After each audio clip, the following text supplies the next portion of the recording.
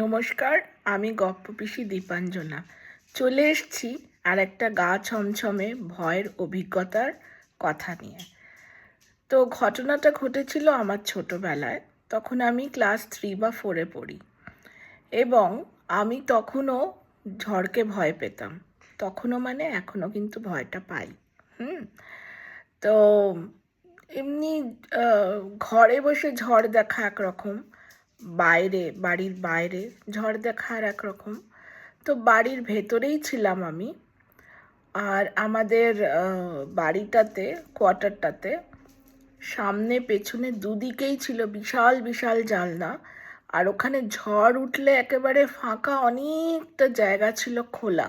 একেবারে হাওয়ার অ্যাটাক হতো খুব জোরে। হুম তো একদিন কি হয়েছে, সন্ধেবেলা বাবা মা ধারে কাছেই কোনো কাউকে দেখতে গেছেন বা কিছুতে একটা গেছেন। আমি বাড়িতে একা ছিলাম। তো ভয়ের ওখানে কিছুই ছিল না, কেন লোডশেডিংও হতো না, কোনো কিছুই হতো না আর কি। হ্যাঁ, তো আমি বাড়িতেই ছিলাম। এমন সময় প্রচণ্ড ঝড় উঠেছে। তো মোটামুটি বাবা মা সব ব্যবস্থা করেই গেছিলেন, কিন্তু আমি যেহেতু বাইরের ঘরটাতে ছিলাম, সেখানে বেশ কয়েকটা জানলা তখনও খোলা ছিল।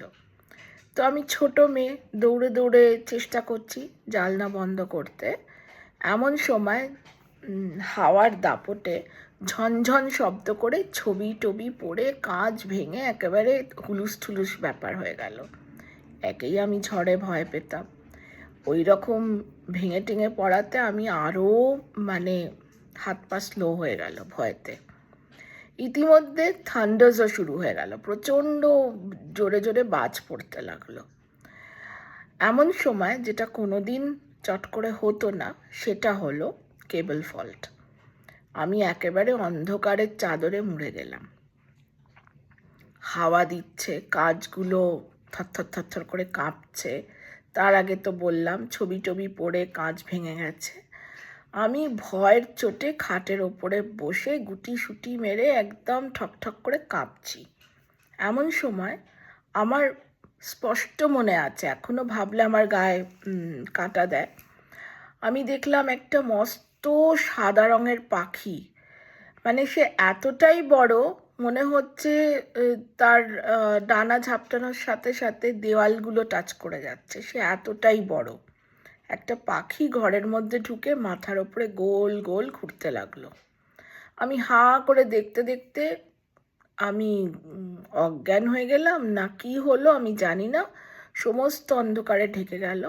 এরপরে যখন প্রচণ্ড দরজায় দুমদুম দুমদুম করে শব্দ হচ্ছে, ওট ওট ওট ওট, তুই কি ঘুমিয়ে গেছিস, দরজা খোল দরজা খোল, এরকম যখন শব্দ হচ্ছে, তখন উঠে আমি দরজার কাছে গেলাম এবং বাবা মারা চাবি দিয়ে ততক্ষণে ঘরে দরজা খুলে ঢুকে এসেছেন।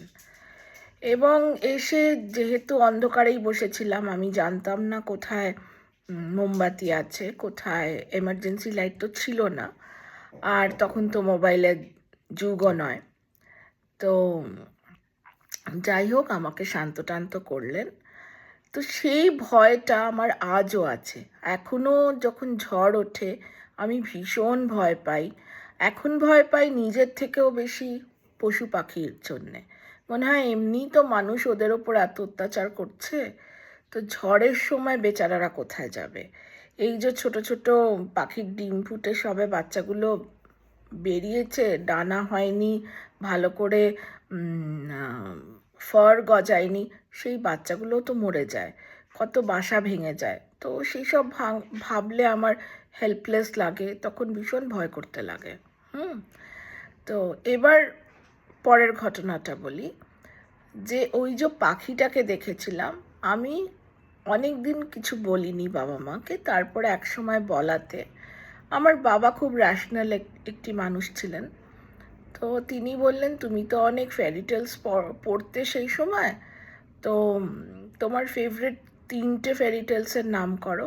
তা আমি বললাম একটা ছিল আলিয়ানুষ্কা, সেটাই মনে আছে, বাকি যাই দুটোই বলে থাকি না কেন কোথাও না কোথাও পাখি ছিল সেই গল্পগুলোতে। তো বাবা বলল ওই যে তুমি ফেরি টেলস পড়তে, মানুষকে পাখি করে দিচ্ছে, পাখিকে আবার মানুষ করে দিচ্ছে, এই যে ঘটনাগুলো ঘটছে সেগুলোই তোমার মনের মধ্যে ছিল এবং ওই রকম একটা পরিস্থিতিতে তুমি পাখিটাকে দেখেছো। তো আমি মেনেও নিলাম যে ঠিক আছে। এবার এই ঘটনাটা যখন মানে এই বাবার সঙ্গে যখন শেয়ার করছি বাবা মার সঙ্গে, তখন কিন্তু অলরেডি বেশ 1 বছর পেরিয়ে গেছে। ততদিন আমি কিন্তু শেয়ার করিনি। আমি শুধু শেয়ার করেছিলাম আমার সেই ছোট্ট লাল ডায়েরির কথা আগে বলেছি, তাতে আমি মেনশন করেছিলাম ঘটনাটা। তো এই যে বাবার সাথে বলে নিলাম, মাকেও বলে নিলাম, আমি অনেকটা হালকা হয়ে গেলাম। আমি ওই যুক্তিটা মেনে নিলাম যে হ্যাঁ, আমি ওটা দেখিনি, আসলে ওটা আমার ইমাজিনেশন। এরপরের ঘটনাটা হলো, আমাদের বাড়িতে কলকাতা থেকে কিছু গেস্টস গেছিলেন। তো তখন আমি আলাদা বেডরুমেই শুই, কিন্তু আমার বেডরুমটা ছেড়ে দিতে হলো। ছেড়ে দিতে আমি কিন্তু বাবা মার সাথে শুতে রাজি হলাম না। আমি বাইরের ঘরে, আমাদের একটা বড় ডিভান ছিল, বেশ মানে দুজন তো আরামেই শোয়া যেত। আমি ওই ডিভানে শুলাম। এবার অনেক রাত্রিরে, মানে তখন রাত্রি 2টো কি 2:30 হবে, আমার না কেমন একটা শব্দে ঘুম ভেঙে গেল। এবার আমাদের জানলাগুলোতে লাগানো ছিল কিন্তু জাল, ঠিক আছে, যাতে মশা টশা না ঢুকতে পারে, জাল লাগানো ছিল। আমি ঘুম থেকে উঠে গেলাম, আমি দেখলাম আমার মাথার ওই চারপাশ দিয়ে একটা সাদা রঙের বড় পাখি ঘুরে বেড়াচ্ছে। তো আমি সবে চেঁচাতে গেছি ভয়ের চোটে, দেখি পাখিটা নেই। আমি কিন্তু জেগে বসে। তো ওইটা যে কি ঘটনা হয়েছিল আমি জানি না। সেটা যখন বাবা মাকে বলেছি, তখন আর কিন্তু আমি ফেরি টেলস পড়ি না। তো বাবা মাকে যখন বলেছি, ওনারাও কোনো ব্যাখ্যা দিতে পারেননি। আমার বাবা বলেছে, না, এটা তুমি স্বপ্নই দেখেছো, তোমার মনে হয়েছে তুমি জেগে বসে আছো। কিন্তু আমার স্পষ্ট মনে আছে আমি জেগে উঠে বসে ব্যাপারটা দেখেছি, ঘটনাটা ঘটছে, পাখিটা গোল গোল ঘুরছে, তারপরেই দেখি সেটা নেই, জাস্ট নেই। আপনাদের কি কখনো এরকম হয়েছে? তাহলে অবশ্যই জানান, কমেন্ট করুন। আর গপ্প পিসির যদি গল্পগুলো একটুও ভালো লেগে থাকে, তাহলে লাইক, শেয়ার অ্যান্ড সাবস্ক্রাইব করতে ভুলবেন না। কেমন? মোটিভেটেড হব। আর খুব শিগগিরই আবার দেখা হচ্ছে। খুব ভালো থাকবেন। Bye bye.